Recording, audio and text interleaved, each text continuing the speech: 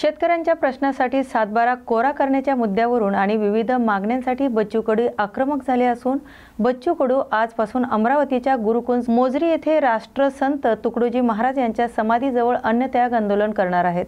शेतकऱ्यांच्या प्रश्नासाठी अमरावतीत भव्य बाईक रॅली आधी जिल्हा अधिकारी कार्यालयावर धडकणार असून त्याआधी शिदोरी आंदोलन होईल।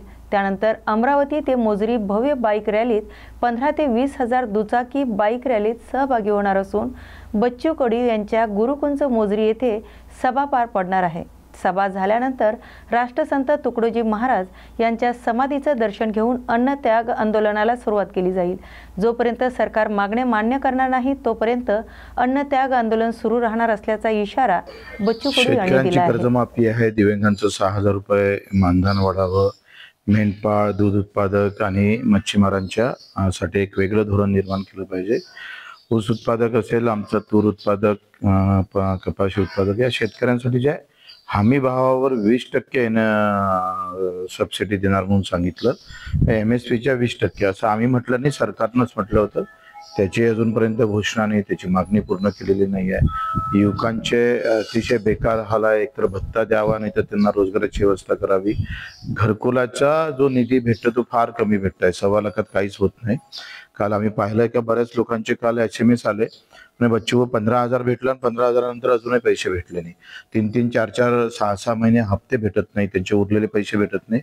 व्याजानं आणावं लागतं, घर भाड्यानं करून राहावं लागतं आणि भाडं आणि व्याज असाच खर्च 70 ते 80 हजार होऊन जातं। म्हणजे भेटलेलं अनुदान सुद्धा पूर्ण भेटत नाही, उलट तो अडचणीत येतं। तुम्ही जर पाहिलं तर अंगणवाडी सेविकांचे अजूनही मानधन त्यांचा पगार झाला नाही, 6 महिने झाले।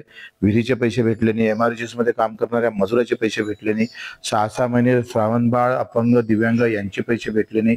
मात्र मंत्र्यांचे पगार बरोबर 5 तारखेला होतं, कलेक्टरांचा पगार 5 तारखेला होतं।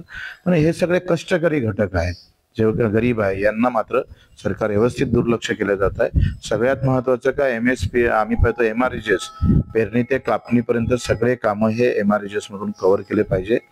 फळ उत्पादक शेतकऱ्याला जर 3% लागवडीसाठी देत आहे, तसंच त्याला 3+5 म्हणजे उरलेले 5 वर्ष सुद्धा MRGS मध्ये त्याला कव्हर करणं गरजेचं आहे। मजुरीचा खर्च, या सगळ्या मागण्या घेऊन आम्ही सरकार समोर हे उपोषण सुरू करतो आहे।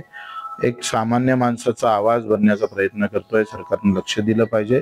सरकारनं जर लक्ष दिलं नाही, कारण जाती OBC मराठा असेल किंवा धार्मिकता असेल प्रचंड, याच्यामध्ये मुद्द्याची लढाई आम्ही लढतोय। या कष्टकऱ्यांचा आवाज होऊन पाहतोय, ते जर सरकारनं लक्ष दिलं नाही तर जिथपर्यंत मागण्या पूर्ण होत नाही तोपर्यंत आम्ही हटणार नाही। वेळ आला तर तिथून अंतयात्रा निघाल तरी 72, पण आम्ही आता मागे हटणार नाही, हा आमचा निर्धार आहे। बीडच्या आष्टी तालुक्यातील सोयाबीन उत्पादक शेतकऱ्यांना महा-DBT अंतर्गत सोयाबीनचे बियाणे वाटप केले जात आहे। तर आष्टी तालुक्यातील शेतकऱ्यांनी महा-DBT पोर्टलवर बियाण्यासाठी ऑनलाईन नोंद केली होती। त्यातील 750 शेतकऱ्यांची निवड झाली असून या शेतकऱ्यांना 100% अनुदानावर बियाणं वाटप केलं जात आहे।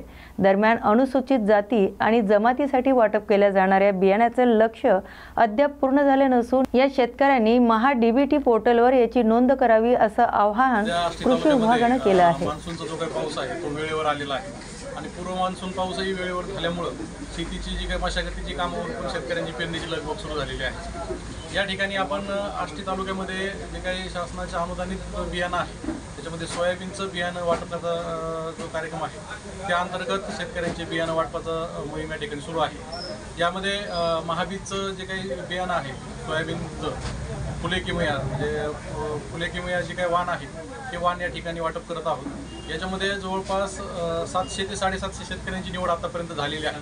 म्हणजे ज्या शेतकऱ्यांनी महा-DBT पोर्टलवरती ऑनलाईन बियाण्यासाठी केलेलं होतं त्या शेतकऱ्यांची फर्स्ट कम फर्स्ट सर्व या पद्धतीने निवड होऊन त्या शेतकऱ्यांची यादी आपल्याकडे आलेली आहे आणि त्या यादीतील शेतकऱ्यांना बियाणं आपण या ठिकाणी 100% अनुदानावर वाटप करत आहोत। अजूनही या ठिकाणी या बियाण्यासाठी अनुदान जे बियाणं आहे त्याच्यासाठी ऑनलाईन सुविधा सुरू आहे। ज्या शेतकऱ्यांना बियाणं अजून आवश्यक आहे त्या शेतकऱ्यांनी अजूनही पोर्टलवर बियाणं ऑनलाईन करणं गरजेचं आहे। त्यातले त्यात जे शेतकरी अनुसूचित जाती आणि अनुसूचित जमातीचे शेतकरी आहेत या शेतकऱ्यांनी आपण जर ऑनलाईन केलं तर त्या शेतकऱ्यांनाही 100% बियाणे मिळण्याची हमी या ठिकाणी मिळू शकते। कारण अनुसूचित जाती आणि अनुसूचित जमातीचं जे काही लक्षांक आहे ते या ठिकाणी अजून पूर्ण झालेलं नाही, त्यामुळे त्या लोकांची निवड त्या ठिकाणी होणार आहे. खासदार सुप्रिया सुळे ह्या आज बारामती, इंदापूर आणि दौंड दौऱ्यावर असून बारामती नगर परिषदेच्या समोर पतविक्रेत्यांनी होत असलेली कार्यवाही विरोधात भारतीय युवा संघटना यांचे लाक्षणिक उपोषण सुरू केलेले आहे. त्या आंदोलनाला भेट देणार आहेत. त्याचबरोबर अवकाळी पावसामुळे नुकसान झालेल्या घर मालकांचं आणि शेतकऱ्यांचे भेटी घेऊन संवाद साधणार आहेत. वैजापूर तालुक्यात वादळी वाऱ्याने थैमान घातले असून पालखेड गोळवाडी शिवारात जोरदार वारा आणि पावसाचा जोर पाहायला मिळाला आहे. या वादळी वाऱ्यांच्या पावसामुळे अनेक नागरिकांचे मोठे नुकसान झाले. यामध्ये पालखेड येथील रहिवासी रामभाऊ केशव शेलार यांच्या घरावरील पत्रे जोरदार वाऱ्यामुळे उडाले असून या घटनेमुळे त्यांच्या घराचेही फार मोठे नुकसान झाले असून आर्थिकदृष्ट्या त्यांना मोठा फटका बसलाय. तर गोलवाडी शिवारात झालेल्या मुसळधार पावसामुळे शेताचं रूपांतर तळ्यात झालंय. गोलवाडी शिवारात अनिल वाणी यांच्या 2 एकर शेताच्या संपूर्ण क्षेत्रात मुसळधार पावसामुळे मोठ्या प्रमाणात पाणी साचले. छत्रपती संभाजीनगर शहराजवळील सावंगी रोडवर पहाटेच्या सुमारास सुसाट येणारा कंटेनर हा जनावरच्या गोठ्यात घुसला असून यामध्ये 2 शेळ्या मृत्युमुखी पडल्या असून एक म्हैस जखमी झाली. या ठिकाणी हॉटेलचं देखील मोठ्या प्रमाणात नुकसान झालंय. या अपघाताचं CCTV फुटेज समोर आली आहे. विठ्ठल रुक्मिणी मंदिर समिती आषाढीच्या बैठकीत गोंधळ झालाय. पंढरपूरची श्री विठ्ठल रुक्मिणी मंदिर समिती तत्काळ बरखास्त करावी तसेच अनधिकृत BVG कंपनीला दिलेला ठेका रद्द करावा या मागणीसाठी दत्ता काळे आणि त्यांच्या सहकाऱ्यांनी मंदिर समितीच्या आषाढी नियोजनाच्या बैठकीत गोंधळ घातलाय. काही दिवसापूर्वी काळे हे मंदिरातील गैरव्यवहाराबाबत उपोषणास बसले होते. यानंतर आता मंदिर समिती बरखास्तीसाठी समितीच्या बैठकीत त्यांनी हा प्रकार केला. कंपनीला जे अनधिकृतपणे टेंडर दिलेलं आहे ते या ठिकाणी कॅन्सल व्हावं म्हणून आम्ही उपोषण केलं होतं, आंदोलन केलं होतं. त्याच्याच धर्तीवर आज श्री विठ्ठल रुक्मिणी मंदिर समिती सहाध्यक्ष व सदस्यांची मीटिंग पंढरपूर भक्ती निवास या ठिकाणी असता या ठिकाणी आलो असता त्या ठिकाणी घोषणाबाजी आम्ही करून मंदिर समिती बरखास्त झाली पाहिजे. BVG कंपनी अनधिकृतपणे टेंडर झालं पाहिजे. कारण ज्या गोरगरिबांचा पैसा आहे तो पैसा जर तुम्ही असे 5-5 6-6 कोटी जर त्या ठिकाणी गोरगरिबांचा पैसा जर एखाद्या ठेकेदाराच्या घशात घालत असाल तर ते आमच्या पंढरपूर रहिवाशांना या ठिकाणी मान्य नाही. टेंडर प्रक्रिया हीच कॅन्सल करून पंढरपूर शहरातील तालुक्यातील अनेक असे विठ्ठल भक्त आहेत, सेवेकरी आहेत की त्या ठिकाणी फ्री कॉस्ट ऑफ त्या ठिकाणी काम करायला ते तयार आहेत. आणि सुरुवातीला वार्डन अधिकारी म्हणून त्या ठिकाणी ही फ्री ऑफ सेवा त्या ठिकाणी चालू होती. मग पांडुरंगाची सेवा करण्याचा जर मान आमच्या पंढरपूर रहिवाशांना, तालुक्यातील रहिवाशांना जर मिळाला, राज्यातील लोक तयार आहेत, तर मंदिर समितीनं ही टेंडर जी प्रक्रिया आहे ठिकाणी राबवते ती टेंडर प्रक्रियाच बंद केली पाहिजे. तिरुपती बालाजीला आज एवढं मोठं देवस्थान आहे, जगभर त्याची प्रसिद्धी आहे, तर हे तिथं सेवाभावी सगळे लोक त्या ठिकाणी काम करतायत. त्याच पद्धतीनं पंढरपूर सुद्धा बालाजीचं प्रतिरूप म्हणून पांडुरंगाला बघितलं जातं. त्याच पद्धतीनं इथंही या ठिकाणी सर्व सेवाभावीच संस्था या ठिकाणी चालवावी, जेणेकरून गोरगरिबांचा आलेला पैसा त्यांच्याच सेवेसाठी लागला जाईल. या ठिकाणी ठेकेदारांचं घर भरलं जाणार नाही. ही जी पद्धत या ठिकाणी चालवतात ती मंदिर समितीने बंद करावी. इगतपुरी तालुक्यात अवकाळी मान्सून पूर्व पावसामुळे शेतकऱ्यांचं नुकसान झालंय. इगतपुरी पूर्व भागात कापणीला आलेलं भुईमुग पीक पावसामुळे भुईसपाट झाला आहे. तर सलग झालेल्या पावसामुळे भुईमुगाच्या शेंगांना कोंब फुटले असून पालाही सडल्याने जनावरांच्या चाऱ्यांचा प्रश्न ऐरणीवर आलाय. यात शेतकऱ्यांचं 1 लाखाचं नुकसान झालं असून कृषी मंत्र्यांनी आदेश देऊनही शेतकरी अजून पंचनाम्याच्या प्रतीक्षेत आहेत. त्यामुळे तत्काळ पंचनामे करून नुकसान भरपाई देण्यात यावी अशी शेतकऱ्यांची मागणी आहे. नवी मुंबईच्या MPMC बाजारात सध्या अनेक प्रकारची फळं दिसत असून सध्या खरबूजाचा सीझन सुरू झालाय. त्यामुळे राज्यभरातून विविध खरबूज MPSC मध्ये दाखल व्हायला सुरुवात झाली आहे. सध्या MPSC बाजारात 150 रुपये किलोने खरबूज विकले जात आहे. तर विविध प्रकारच्या खरबूजाला बाजारात मागणी आहे.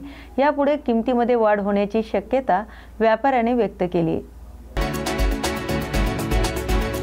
नागपूरमध्ये अनेक ठिकाणी मोटरसायकल चोरीच्या घटना वाढल्यामुळे पोलिसांनी मोटरसायकल चोरी करणाऱ्या सराईत गुन्हेगारावर बारीक लक्ष ठेवून आहेत. या प्रकरणात 5 पावली पोलिसांनी एका बाल गुन्हेगाराला ताब्यात घेतलंय. तर या बाल गुन्हेगाराची विचारपूस केल्यानंतर त्याच्याकडून 9 मोटरसायकल आणि 2 घरफोडीचे गुन्हे उघडकीस आणलेत. सोबतच 10 लाखांचा मुद्देमाल पकडला गेला असून पुढील तपास पाचपावली पोलीस करत आहेत. गुन्हा नंबर 296/2025 भारतीय न्याय संहिता 303(2) प्रमाणे दाखल होता. सदर गुन्ह्यामध्ये 2 संशयित इसम नामे दिनेश पावरा व विशाल भिल हे काळ्या रंगाच्या केसरी रंगाच्या पल्सरवर संशयितरित्या फिरताना दिसून आले. त्यांना डीबी पथकाने ताब्यात घेऊन पोलीस स्टेशनला आणून विचारपूस करता त्यांनी वरील गुन्ह्यामध्ये चोरीस गेलेली मोटरसायकल तीच असल्याचे सांगून नंदुरबार, मध्य प्रदेश तसेच शिरपूर शहरामधून वेगवेगळ्या ठिकाणून इतर 8 गाड्या काढून दिलेल्या आहेत. अशा एकूण 9 गाड्यांचे डिटेक्शन करण्यात आलेले आहे. याच्यापूर्वी त्यांच्यावर काही गुन्हे दाखल आहेत का? याच्यापूर्वी त्यांच्यावर मध्य प्रदेश आणि धुळे जिल्ह्यामध्ये गुन्हे दाखल आहेत. सराईत गुन्हेगार आहेत ते. पर्यटन मंत्री शंभूराज देसाई यांनी श्री साईबाबांच्या समाधीचं दर्शन घेतलं. यावेळी आमदार विठ्ठल लंगे आदी उपस्थित होते. दर्शनानंतर श्री साईबाबा संस्थानच्या वतीने मुख्य कार्यकारी अधिकारी गोरक्ष गाडीलकर यांनी शंभूराज यांचा सत्कार केलाय.